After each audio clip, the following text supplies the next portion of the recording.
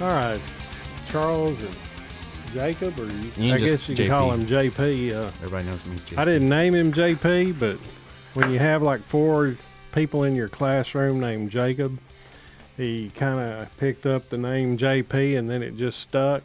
Probably something he could spell a lot easier than Jacob or Jake or. Well, it's one of my coaches. He started calling me JP. Yeah, I wanted to name him Jake because that old country song about the dog, Feed Jake. I always picked at my wife. She almost threatened to not let me name him Jacob. And but this is East Texas Bass Anglers, and we're coming to you today from our fishing room. It's kind of small, but it holds a lot of stuff. I guess that's what you'd have to call it at this point, is just some stuff. Yeah, lots of baits. Lots of stuff. And so we started our YouTube channel off this year, and it was kind of took us probably 2 years to get it all together with all the equipment you had to buy. And when you're not made out of money, it takes a little while to get all that stuff together. But we finally got everything together. We got some pretty good equipment.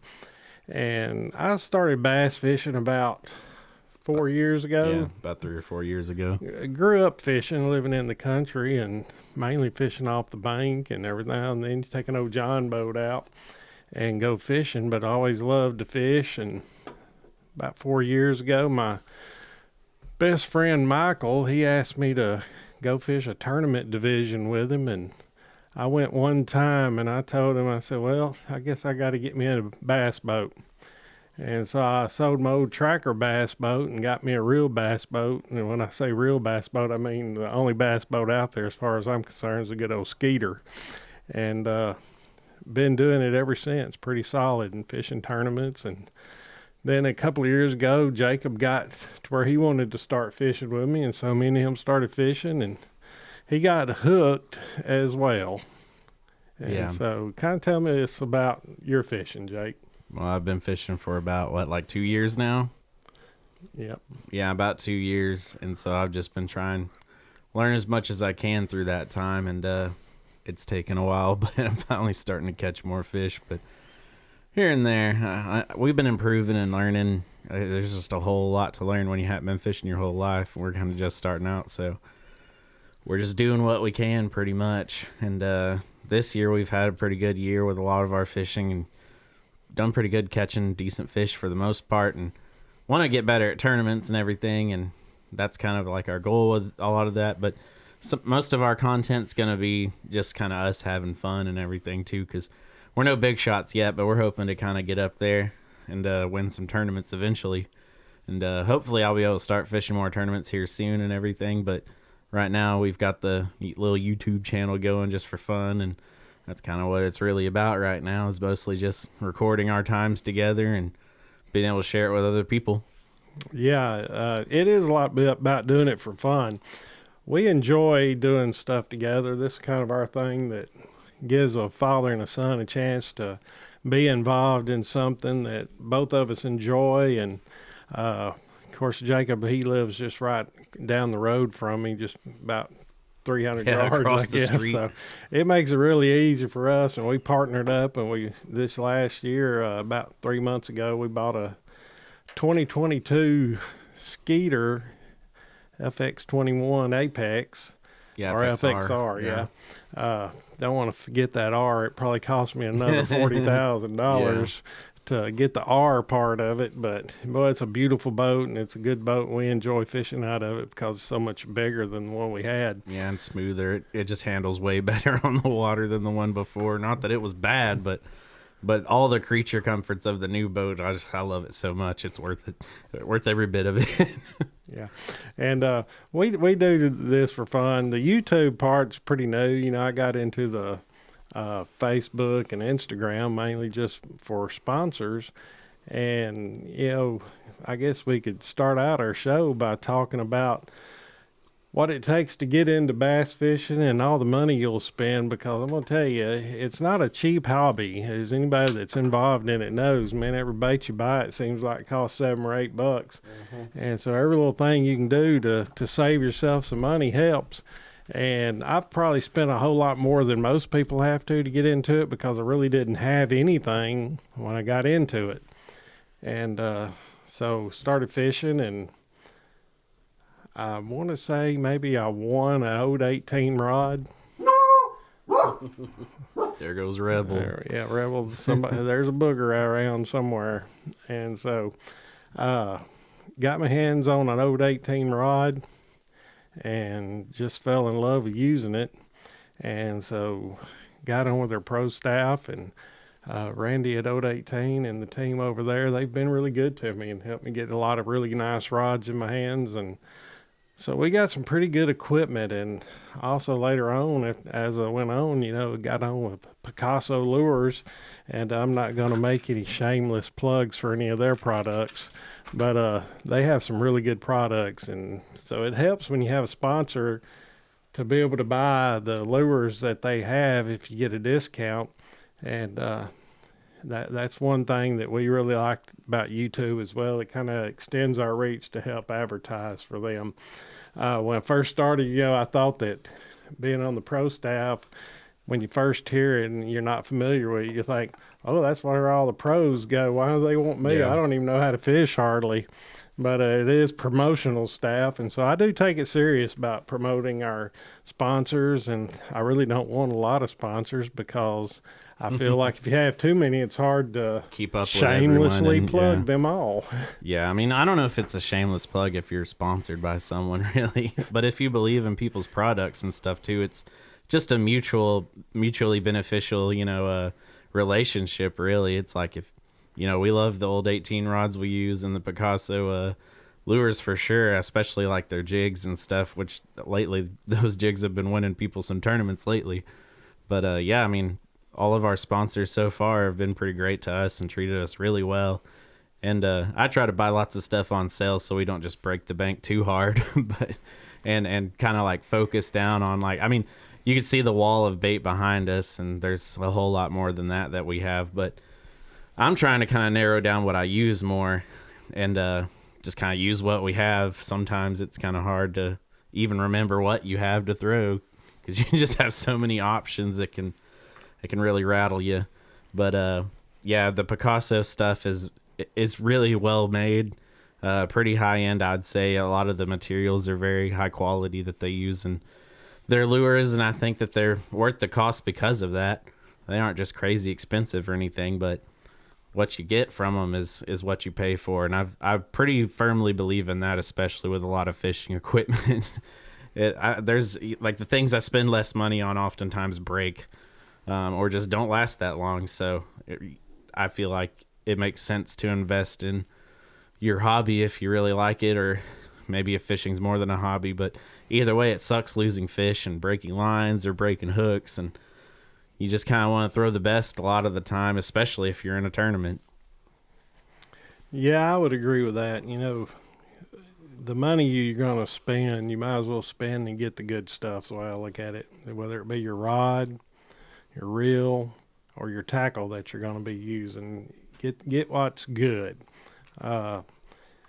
You can buy cheaper reels and stuff like that, and they just don't last longer. You can spend the money and get a nice reel, and they'll last a lot longer, and you'll get a lot better performance out of them. That's one thing I didn't realize, the difference between the reels, and it's been a definite learning curve, and I've been constantly learning more and more about the reels and the ratios and the rods and the action on a rod and how it affects and what you're throwing on it. And so it has been, it's been quite a learning curve.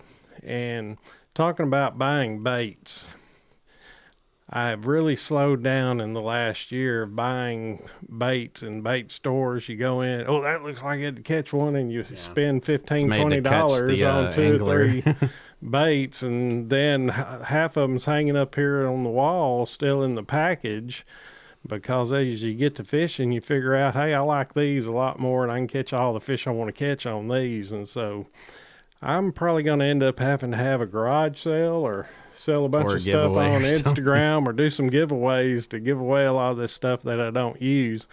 But I have learned to just buy what you need and keep it in stock, because if you're like most anglers or like we are, there's really 4 or 5 really good baits that you enjoy throwing year round.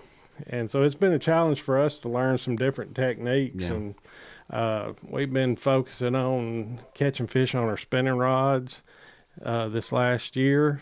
And I think I've caught 2 that was right at 7 pounds of my spinning rod and drop shot. And I caught one on a Picasso Sujin that went about 7 pounds, and all that on light gear. And it really fishes different, and you have to work those fish a lot different when you're using light tackle. But Yeah. Jake's been really focusing on learning the Nico technique and Nico rig, and which brings up the Nico weights from Picasso. If you haven't ever used them, you Yeah. ought to give them a try. They're really nice. I can honestly say I've caught more fish on the weights from Picasso as well, especially the smaller tungsten ones that you screw in. For whatever reason, I don't know why. Maybe just the action's a little bit better with that tungsten on the end of it instead of the nail going all the way through it. Not really sure why, but I think it just has some kind of slightly different action without that nail going all the way through it maybe. But yeah, they came out with the lead ones now too, right? Yeah, they have the lead or the steel. I haven't gotten to use those yet, but we've got some, and I imagine they'll work just as well because I like the screw in ones better than those nails, because it feels like the screws don't really tear the bait up as much as the nail does. Like once you put the nail in and pull it out, it's kind of done.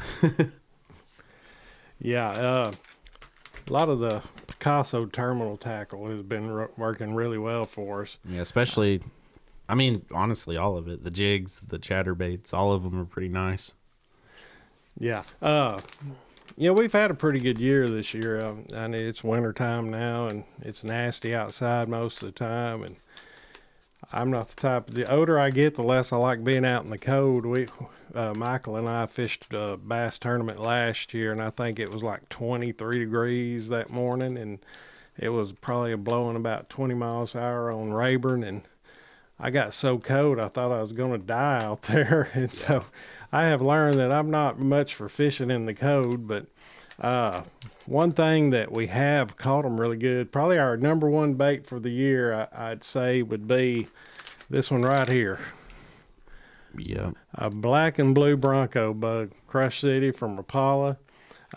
We caught, I bet we've caught more big bass Yeah.